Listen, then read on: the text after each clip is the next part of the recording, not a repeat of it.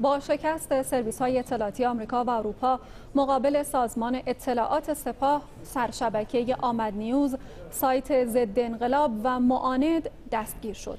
در ایام پرشور و شعور اربعین حسینی و تجدید میثاق رهروان کربلا با آرمان‌های جاودان سید و سالار شهیدان حضرت ابا عبدالله الحسین علیه السلام، پاسداران گمنام امام زمان عجل الله تعالی فرجه الشریف در سازمان اطلاعات سپاه، یکی از سرشاخه‌های سراب رسانه‌ای دشمن و جنگ روانی علیه نظام مقدس جمهوری اسلامی ایران را طی یک عملیات پیچیده با حربه فریب اطلاعاتی گرفتار کردند و با غافلگیری و دستگیری این عنصر پلید و مزدور دست برتر و ابتکار عمل خود را در مقابل سرویس‌های اطلاعاتی دشمن نشان دادند.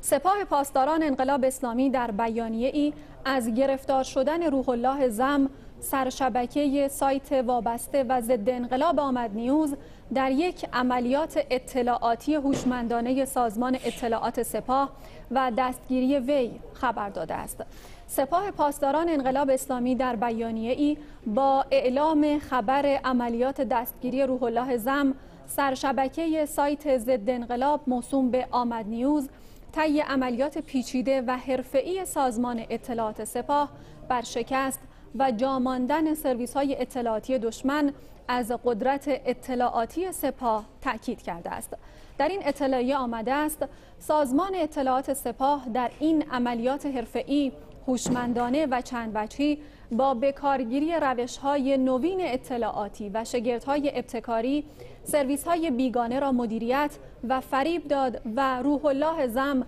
سرشبکه سایت ضد انقلاب و معاند آمد نیوز را که در سالهای اخیر با هدایت، تأمین و پشتیبانی مستقیم آنان و نیز حمایت ضد انقلاب خارجنشین و عوامل داخلی آنها به عنوان یکی از آبشخورهای محوری دشمن عملیات روانی گسترده‌ای برای اختلاف افکنی در ارکان نظام اسلامی، ایران هراسی، دروغ پردازی، الغای شبهه در نسل جوان نسبت به عقاید و باورهای دینی و تبلیغ و فراهمسازی زمینه‌های اقدامات خشونتبار و تروریستی،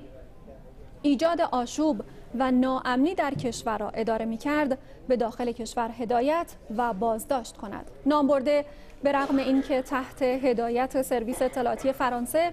و حمایت و پشتیبانی سرویس‌های اطلاعاتی آمریکا و رژیم صهیونیستی و مرتبط با سرویس‌های اطلاعاتی قرار داشت و به صورت شبانه روزی با روش‌های پیدا و پنهان و در پوشش‌های گوناگون و چند لایه‌ای مورد حفاظت قرار می‌گرفت، در دام فرزندان ملت ایران در سازمان اطلاعات سپاه افتاد. اطلاعات تکمیلی پیرامون این عملیات بزرگ که بیانگر شکست و جا ماندن سرویس‌های اطلاعاتی دشمن از قدرت اطلاعاتی سپاه است و نیز شبکه پوششی گسترده و پیچیده مذکور متعاقباً به استحضار ملت قهرمان و بصیر ایران اسلامی رسانده خواهد شد.